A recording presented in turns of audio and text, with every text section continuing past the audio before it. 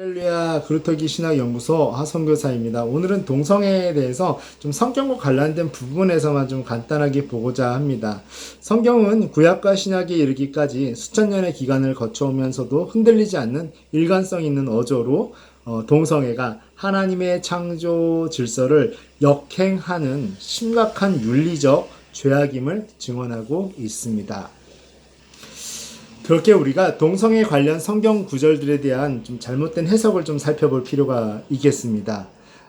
첫째, 하나님이 세우신 창조 질서. 너무나 당연하겠죠. 하나님은 인류를 남자와 여자로 창조하시고 이들에게 생육하고 번성하라는 명령을 주셨습니다.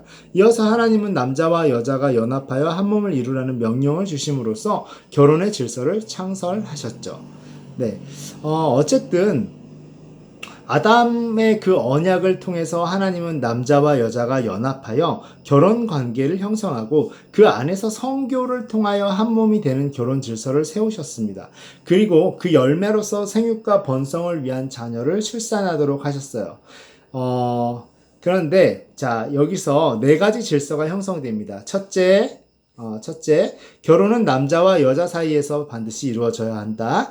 둘째, 성교는 결혼 관계 안에서 이루어져야 한다. 셋째, 성교는 남자와 여자 사이에서 이루어져야 한다. 넷째, 자녀는 남자와 여자 사이에서 이루어지는 성교의 열매로서 얻어야 한다라는 것인데요. 아담과의 그 언약은 아담이 인류 전체를 대표하여 받은 것으로서 인류의 역사가 종말을 고하는 날까지 절대적이고 보편적인 규범적 질서로서 유지되어야 되고요. 이 질서를 거스리는 행동은 하나님의 뜻에 반하는 죄가 됩니다. 동성애는 우선 세 번째 조항을 정면으로 범하는 죄죠. 동성애는 또한 두 번째 조항도 범합니다. 왜냐하면 결혼관계는 남자와 여자 사이에서만 이루어지도록 되어 있기 때문에 동성간에는 결혼관계가 성립될 수 없으며 따라서 동성간의 성관계를 갖는다면 이는 결혼관계 밖에서 성관계를 갖게 되는 행위가 되기 때문입니다. 여러분 근친상간과 동성애에 빠졌던 함과 가나안에 대해서 한번 여러분 묵상해 보신 적이 있나요? 그 노아의 아들들이죠. 자, 아담과 하와가 타락한 이후 인류사회 안에는 하나님의 창조 질서를 깨뜨리려는 온갖 유형의 행위들이 나타나기 시작했는데 그 가운데 하나가 하나님이 세우신 결혼 질서를 왜곡시키고 깨뜨리는 행동들이었습니다.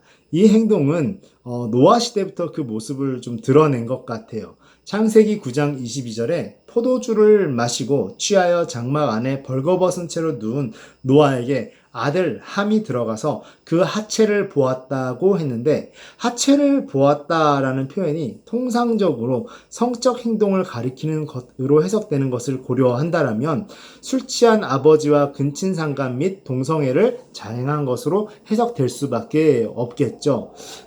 술에서 깨어난 노아가 셈과 야벳과 함의 운명을 예언할 때 함의 경우에는 특별히 가나안을 언급하면서 저주를 한 것으로 볼 때 가나안도 같은 죄를 범한 것으로 판단이 됩니다. 자, 하나님은 하나님의 백성들도 이런 죄들을 범하면 죽음의 형벌을 받을 것임을 분명히 하셨어요. 그렇죠? 가나안이 근친상간과 동성애 때문에 저주를 받았다라는 사실 여러분 기억할 필요가 있습니다. 그리고 하나님의 백성이라도 이 죄들을 범하면 죽음이라는 형벌을 받을 것이라는 선언은 근친상간과 동성애가 얼마나 심각한 죄악인지를 보여준다라는 것이죠.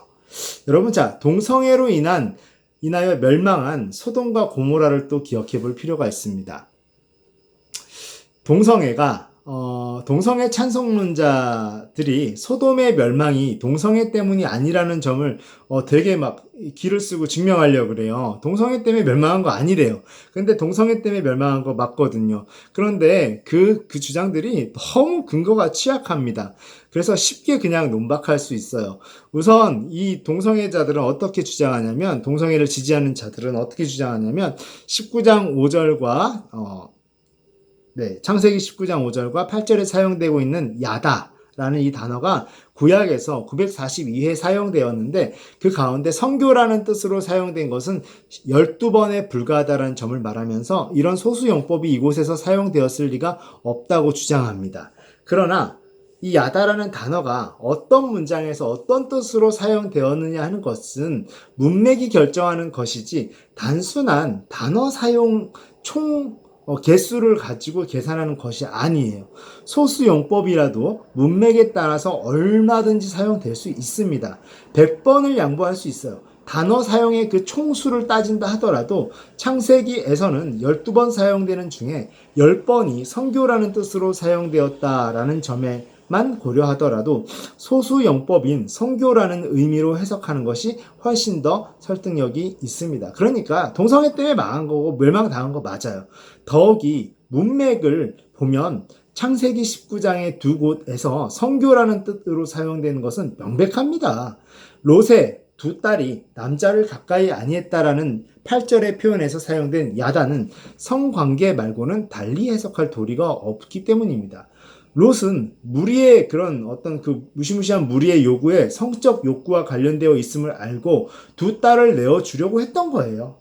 여러분 지금의 어떤 관점과 감정적인 그런 정서로 이걸 받아들이면 안 돼요.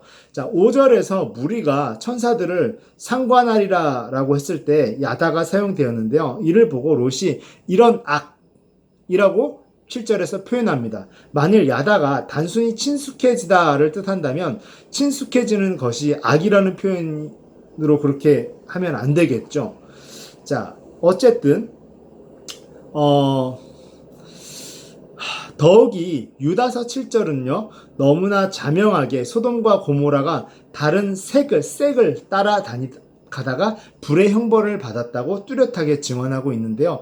이 증언까지도 외면할 자신이 있으시면 그렇게 해도 되겠죠. 그러나 그 누구도 그럴 수 없을 것 같습니다. 또한 사도 베드로도 소돔과 고모라의 멸망이 무법한 자의 음란한 행실임을 분명히 밝히고 있는데 이 증언도 거부할 자신이 있어야겠죠. 그런데 거부할 수 없을 거라고 저는 생각합니다.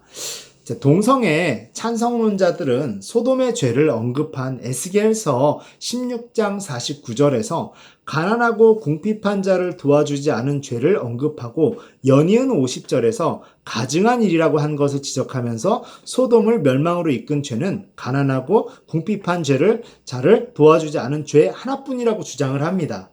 그러나 이 주장은 49절과 50절 사이에 접속사에 주의하지 않는 간단한 오류를 범한 결과입니다. 49절과 50절은 병렬 접속사 외로 연결되어 있기 때문에 사실상 49절과 50절은 다른 내용입니다. 소돔은 49절에 사회적 죄를 범했고 그것도 소돔이 멸망한 원인들 가운데 하나입니다. 그러나 거기에다가 원인이 또 있어요. 거만하여 가증한 일을 내 앞에서 행한 것이 바로 그것입니다. 특히 이 본문에서 사용된 가증한이라는 형용사는 레위기 18장 22절에서 동성 간의 성교를 가리켜서 가증한 일이라고 했을 때와 같은 단어입니다. 따라서 50절에서 말하는 죄는 49절이 말한 사회적 죄와는 다른 동성애를 가리킨다고 해석하는 것이 문맥에 더 들어맞겠죠. 자, 동성애를 강력히 금지하는 레위기 18장의 도덕법이 또 있습니다. 레위기는 이 성적인 관습들을 이런 동성애와 같은 잘못된 성관습들을 하나님이 혐오하시는 것이라고 히브리어로 단언합니다. 레위기 18장의 성행위 금지 규정을 신약 시대에는 문자적으로 적용되지 않는 의식법으로 분류하는 것은 한마디로 말이 안 되는 거죠. 어떤 율법 조항이 의식법전이 집중되어 있는 레위기에 있다라는 이유 하나만으로 그 내용을 살피지도 않은 채 의식법으로 분류해서는 안 되는 것입니다. 여기서 의식법과 이런 법들에 대해서는 전 시간에 제가 거의 초반에 강의한 것들을 한번 보시기 바랍니다. 여러분, 제사법과 정치가 일치되었던 재정 되었던 시대답게 도덕법, 실정법, 의식법이 일정한 질서나 순서가 없이 이것저것 흩어진 채 산재해 있는 거죠. 여러분, 도덕법이라는 게 뭘까요? 도덕법이라는 것은 10사람 중에 6사람이 서로 위협을 느껴서 어떤 룰을 정하면 그게 도덕입니다. 그걸 지키면 도덕적인 거예요. 자, 그런데 만약에 조선시대에 한 남자가 여자를 3명의 아내를 두는 것은 도덕적이었을까요? 아니었을까요? 도덕적입니다. 사회 룰에 합당하기 때문에 도덕입니다. 자, 그런데 윤리란 뭘까요? 윤리란 원초적이고 원리적인 거예요. 어떤 경우에도 타당은 될 수 없는 거예요. 왜냐하면 한 사람, 한 남자는 한 여자와 결혼하게 되기 때문에 애당초 조선의 그런 일부 다처제는 윤리적이지는 않았던 거죠. 하지만 도덕적이었습니다. 그런데 지금 만약에 제가 만약에 2명의 아내와 함께 산다라면 윤리적이지도 않고 도덕적이지도 않고, 왜냐하면 우리나라의 사회는 여전히 사회 역시 그것을 받아들이지 않고 있기 때문입니다. 여기서 이것이 바로 도덕입니다. 그러니까 도덕과 윤리를 구분할 수 있어야 돼요.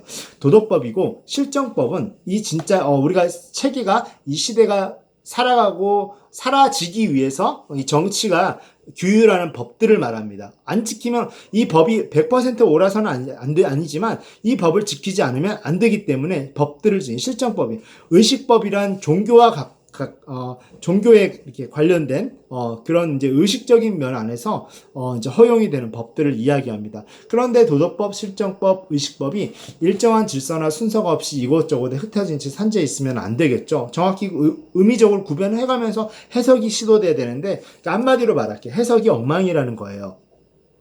자, 레위기 18장의 그 성 관련 규정들은 인간관계의 질서를 규정한 규정이에요. 그러니까 명백히 도덕법인 겁니다. 최소한, 그러니까 윤리적이는 않지만 최소한 살아가기 위해서, 인류가 존속하기 위한 최소한의 법이 바로 도덕법이라는 겁니다. 윤리적이지는 않아요. 그러나 이 마지노선이란 뜻이에요. 명백히 마지노선을 뜻하는 도덕법이며, 성경에 기록된 도덕법은 어느 성경에 있던지 시대와 장소를 초월하여 모든 시대의 모든 기독교인들에게 보편적으로 적용되어야 했습니다. 네, 여러분, 동성애는 자녀 출산이 불가능하기 때문에 비판받는 것이 아니에요, 사실은. 그 이전에 하나님의 창조 질서를 범했기 때문에 비판받는 것입니다. 동성애와 자녀 출산을 못하는 것을 연결시키는 것은 동성애에 뒤따르는 불행한 사회적 결과만을 지적하게 되는 거예요. 동성애 자체가 잘못됐다는 게 아니라. 물론, 그러니까 그것만 지적하게 되는 거죠. 동성애 자체가 잘못된 건데.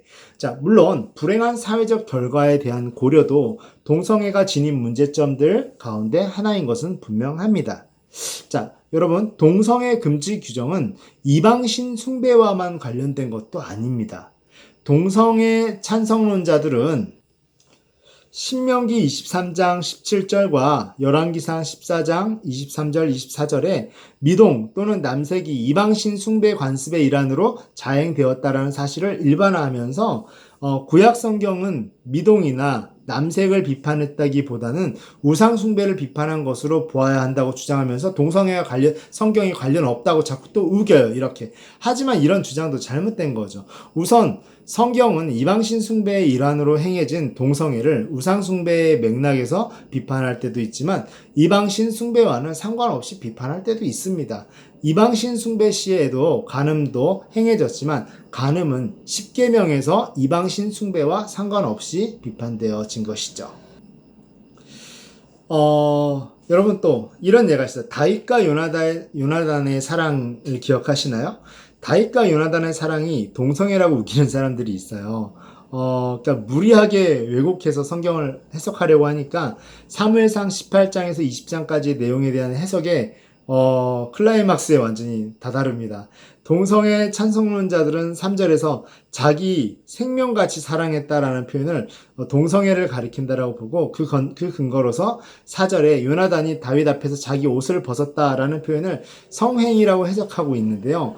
20장 41절에 피차 입맞추고 같이 울되 다윗이 더욱 심하더니 라는 구절에서 입맞추는 행위를 동성애 시에 할 때 키스라고 해석하고 있고 다윗이 우는 행위를 어떤 성적 쾌감의 표현으로 해석하고 있는데요.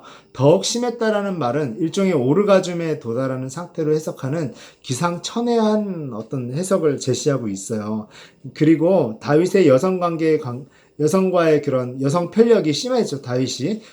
그런 이유는 모두 다윗이 동성애에 빠져 있었기 때문이라고 또 우기는데요. 여러분, 그러나 요나단이 다윗을 자기 생명같이 사랑한 것은 아가페의 사랑에 근거한 우정의 친밀함이 깊이 있게 나타났음을 보여주는 것이고요. 그렇게 해석하는 것이 상식입니다. 요나단이 다윗 앞에서 옷을 다 벗어버리고 알몸이 된 것이 아니라 사랑의 징표로서 자기의 군복과 겉옷을 벗어준 것뿐입니다. 유명한 운동선수가 경기가 끝난 후에 관중들에게 선물로 던져주기 위하여 웃도리를 벗었다고 그 운동선수가 동성애자 또는 성행위에 들어갔다고 해석하는 것이 상식에 맞지 않는 거겠죠. 더욱이 요나단이 군복을 벗을 때는 입을 맞추었다라는 표현이 없고, 입을 맞추었다라는 표현은 20장 41절에 등장하고 있는데 이때는 군복을 벗지 않았습니다. 입맞춤은 당시의 관례적인 친밀한 인사 방식이었어요. 오늘날 러시아에서 반가운 손님을 만나면 포옹하고 입을 맞추는데, 그렇다면 이들은 모두 동성애자들일까요? 그렇지 않겠죠. 다윗과 요나단의 울음을 성적 쾌감의 표현이나 오르가즘으로 해석하는 것은 단 하나의 가치조차 없는 완전히 엉터리 해석인 것이죠. 네. 자, 그리고 여러분, 네. 네, 그래서 오늘 여기까지 하고 다음 시간에 동성애에 관해서 완벽하게 정리하고 마치도록 하겠습니다. 네, 사랑하고 축복합니다.